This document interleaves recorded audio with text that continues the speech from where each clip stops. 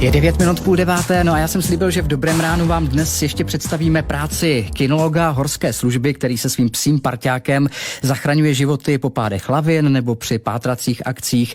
Jan Hepnar má domácí zázemí v Deštném v Orlických horách a úspěchy sbírá i na mezinárodních závodech záchranářů v evropských velehorách. No a já jsem tedy moc rád, že ho můžeme teď tady u nás v Dobrém ránu přivítat. Pane Hepnare, dobrý den. Dobrý den. Musím přiznat, že mi vaše příjmení není neznámé, protože náčelník horské služby Orlické hory Josef Hepnar, to bude asi váš táta, ne? Ano, není to shodné jméno, je to můj otec.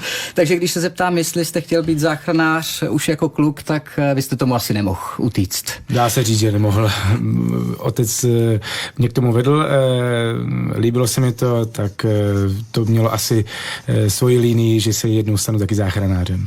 Jak jste u horské služby začínal a kolik vám bylo, když jste tedy přišel k horské službě? Protože já vím, že vy jste vystudovaný učitel, je to tak? Je to tak. Nejdříve jsem učil, potom jsem byl 2 roky u hasičského záchranného sboru a potom jsem měl tu možnost nastoupit u horské služby jako profesionál a nastoupil jsem. Nicméně předtím už jsem byl dobrovolný člen, ale tak nějak víc aktivně jsem začal v 18 letech, kdy už člověk vlastně mohl projevit zájem oficiální. Začal jsem s tátou jezdit na různé kurzy lavinové hlavně jako figurant, kde jsem pomáhal právě při práci s pejskama a takhle jsem se dostal k té práci kinologa. Chytlo mě to a věděl jsem, že jednou bych tu práci chtěl dělat naplno. Takže táta vás bral do lavin. Dá se říct, že mě nechával zakopávat někde pod zem. Jaká je tedy hlavní náplň té vaší práce a co všechno dělá kinolog u horské služby? Je to určitá jenom část nebo naší pracovní činnosti, hlavně jsme záchranáři, kdy vykonáváme běžnou činnost, kdy jezdíme pro zraněné bez toho pejska. Nicméně jako kinologové působíme po celé republice.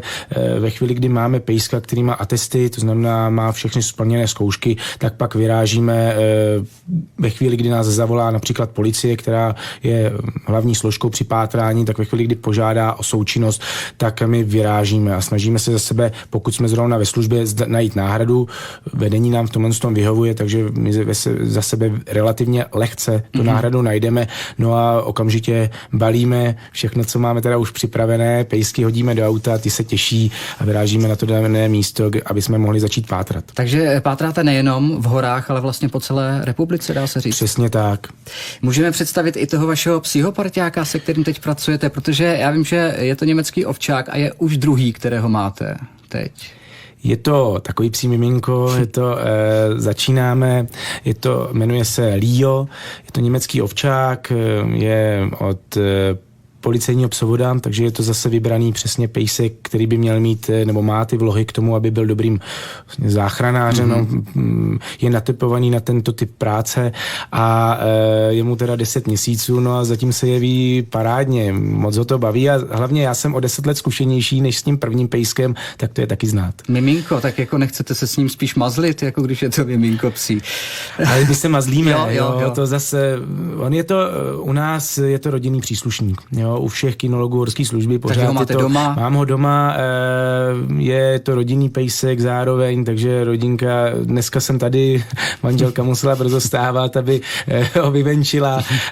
Děti samozřejmě taky přispějí, učíme ho k tomu, aby byl na všechny hodný. Výhoda naše je, že ty pejsci opravdu nemusí nikoho hlídat, nemusí být zlý, nemusíme dělat obrany, aby nám hlídali barák, ne, já to tady radši nebudu říkat, ale náš pejsek opravdu barák nehlídá.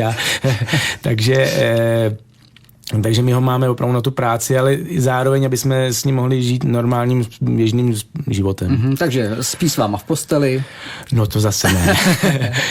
My jsme striktní, má hezky svoji boudičku venku. Jak dlouho trvá, než se pes u horské služby vycvičí? A co všechno vlastně musí umět a zvládnout? Trvá to přibližně 2 roky, ale 2 roky trvá takový ten základní výcvik. Začínáme hned od 2 měsíců, od 3, kdy si pejska vezmeme a ta socializace je to jak u lidí. Nejprve začínáme ve školce, to znamená, ten pejsek se musí zvyknout na ostatní psy, na lidi, na to, že vůbec co ta práce bude obnášet. My se pohybujeme v dost komplikovaném prostředí, několikrát nebezpečným, hlučným, prašným, lítáme s vrtulníkem, kdy ten opravdu je to úplně úplně něco jiného a ten hluk je abnormální, to samé vítr. No a přibližně v roce může začít takový ten specifický trénink, kdy už se zaměřujeme opravdu na to pátrání po pohřešovaných osobách a po tom roce může začít dělat zkoušky a ty zkoušky trvají u nás přibližně 1 rok. Takže Leo je teď ještě ve školce. Dalo by se říct, ale jezdím s ním na všechna cvičení, on se připravuje, kouká na ty ostatní pejsky, hlavně, aby s nima dokázal fungovat, protože my se pohybujeme například 20 pejsků dohromady a tam by byl problém, kdyby třeba se začali prát, takže ty psi na sebe musí být zvyklí. Naším hostem je dnes v Dobrém ránu kynolog horské služby Jan Hepnar, se kterým si budeme povídat i za chviličku. Posloucháte Český rozhlas Hradec Králové a naším hostem je dnes kynolog horské služby Jan Hepnar, který má domácí zázemí v Deštném v Orlických horách a který se svým psím parťákem zachraňuje životy po pádech lavin nebo při pátracích akcích. No a já vím taky, že úspěchy sbíráte, pane Hepnare, i na mezinárodních závodech záchranářů v evropských velehorách, tak se teď zeptám i na ně. Vy jste letos skončili 3. na všestranných závodech horských záchranářů v italských Dolomitech. Je to tak, je to 4členný tým, který jsme složili, už jsme tam byli po 3. vlastně. První rok jsme byli druzí, loni jsme vyhráli, ale to jsme byli 3. Ta konkurence je opravdu veliká. Ku podivu jsme měli rychlejší čas než v loňském roce a přesto jsme skončili 3. Nicméně ten úspěch byl veliký. Jsme rádi, že tam s námi počítají a je to krásný, když člověk takhle ve 4 tu vlastně energii může rozdělit a pak tu radost hlavně z toho dobrého výsledku sdílet. No jasně, ale to znamená tedy, že vy jste opravdu stejně tak dobří jako záchranáři třeba, kteří pracují normálně v Alpách nebo v dalších velkých horách. Ono to jinak ani nejde.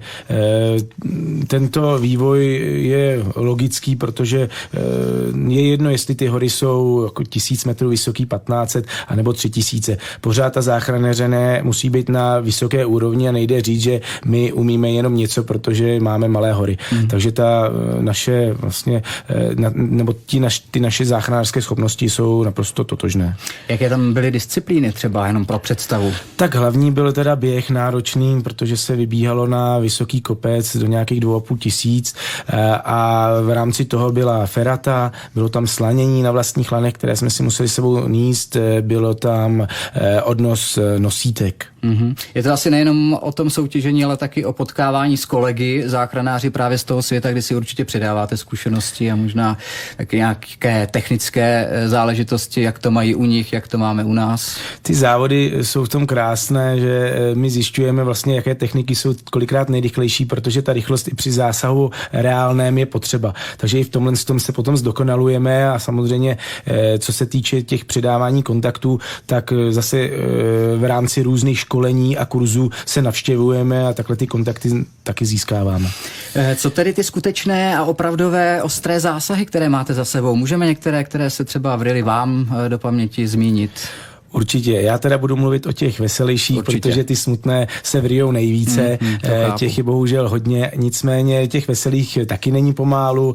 Takový ty příjemný, kdy člověk má radost a já se budu teda věnovat té pátrací složce, kdy ten pejsek našel tak můj pejsek našel Kasy, původní pejsek Kasy, našel několik pohřešovaných osob. Taková ta velmi úsměvná byla, když se ztratila houbařka, volala, že opravdu neví, kde je a